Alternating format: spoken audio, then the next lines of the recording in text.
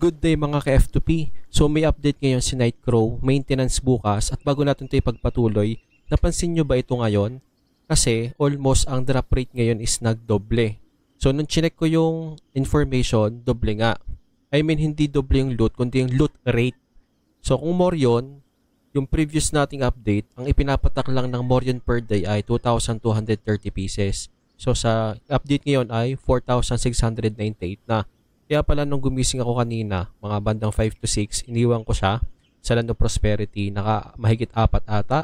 4 na unbound at isang bound ang nakuha ko. Tapos ganoon din dito sa Irleta, nakatatlo akong papyrus at saka isang seal of advancement. So as per checking, kung mapapansinin natin, ito yung information nga. Punta muna tayo dito sa Irleta. Yung before, kung update, ang ancient papyrus natin ay 213 per day. Nadoble ngayon ng 475. Nag-farm ako dito between 6 AM hanggang 8 AM.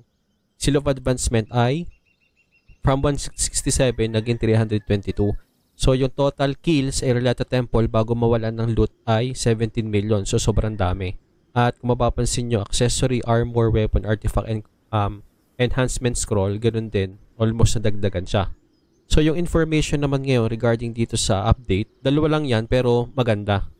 Magkakaroon tayo ng bagong season pass at yung new event. At magsisimula ito sa atin dito sa Asia from 5:40 AM hanggang 8:30 AM. So yung event nga na ito, simulan natin dito sa check-in event ng Nightcrow.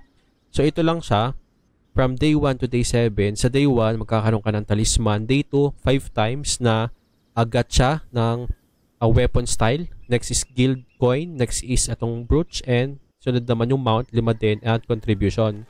Tapos, yung next naman dyan ay mission completion event. Ito yung mission completion event. Itong part na ito. Ayan.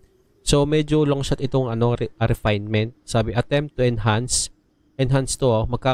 Enhance ka lang 15 times. Ito yung makukuha mo. Weapon refinement times 2.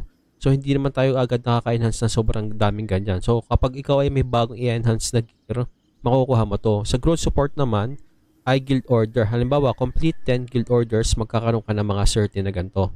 And dito naman sa Lucas Disciple 3, ay sa gacha. Either weapon style at itong mount summon. So, madali lang to. Magpa-farm ka lang ng 3,000, 6,000 sa New Treste at sa regular dungeon at saka sa special dungeon. So, may maganda pa dyan. Kung mapapansin nyo dito sa guild order event, magkakaroon daw tayo ng new guild order. So at ang maganda nito, siyempre new guild order, may reward din yan. At yung pagre-refresh ng guild order natin is 100 gold na lang nakalagay dito. Cost to refresh guild orders will decrease to 100 gold. Kasi as per checking ito, ang laki 12k na gold pag i-refresh mo siya. So ngayon, during the event is 10k. Pero kung i-click ko to, ang alam ko wala pa ito. So error pa to, wala pang information regarding dyan. At dito sa Battlefront, ang pagkakabasa ko, sabi nung iba, baka daw pwede nang bumili ng higher seal of advancement o seal of advancement dito. Pero hindi. Ang mapapurchase mo pala dito ay Battlefront Gold Chest, which is bound, at saka yung lesser stimulant of growth, which is bound din. So, ang update natin ay tatagal. Ang pinakahuli ay from 9 to 16. So, 7 days to. Pero yung iba, hanggang 23rd, 22nd, almost 13 to 14 days.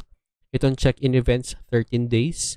13 days din ang mission completion, 14 days itong guild order, at saka ito 7 days lang itong sa Battlefront. So yun lang main update natin, and again from 5:40 AM to 8:30 AM. So ngayon enjoy nyo na lang itong loot rate natin na doble almost. Yun lang buyers, I'm out.